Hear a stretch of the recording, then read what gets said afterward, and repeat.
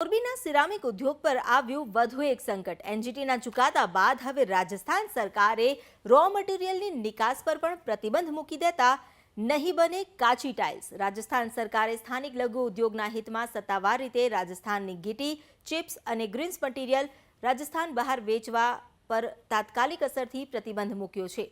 રાજસ્થાન સરકારના આ નિર્ણયની સીધી અસર મોરબીના સિરામિક ઉદ્યોગ પર પડશે, કારણ કે વિટ્રિફાઈડ ટાઇલ્સ અને સિરામિક પ્રોડક્ટમાં રાજસ્થાનની ગીટી, ચિપ્સ અને ગ્રીન્સનો બહોળા પ્રમાણમાં ઉપયોગ થાય છે। હવે રો મટીરિયલ જ મળતું બંધ થાય તો સિરામિક ઉદ્યોગ ભાંગી પડે તેમ છે।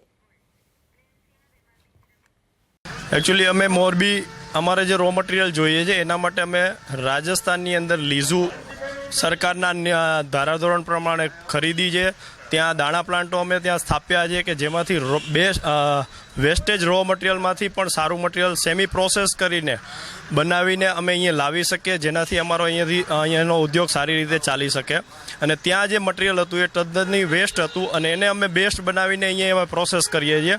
હવે અમારે આ અચાનક જ જે આ ચૂંટણીના હિસાબે જે નિર્ણય લીધો છે એના હિસાબે અમારે ત્યાં ઇન્ડસ્ટ્રી બધી પડી ભાંગ છે। ગઈકાલે રાજસ્થાન સરકાર દ્વારા એક આદેશ બહાર પાડવામાં આવ્યો કે તાત્કાલિકના ધોરણે ગીટી અને જે ફેલ્સપાર રો મટીરિયલ છે તેના જે કાચું રો મટીરિયલ રહ્યું તે ગુજરાતમાં અથવા તો રાજસ્થાન બહાર ક્યાંય પણ ન જાય તેવો જે આદેશ બહાર પાડવામાં આવ્યો અને આ આદેશથી મોરબીના સિરામિક ઉદ્યોગ પર ઘણી મોટી અસર થવાની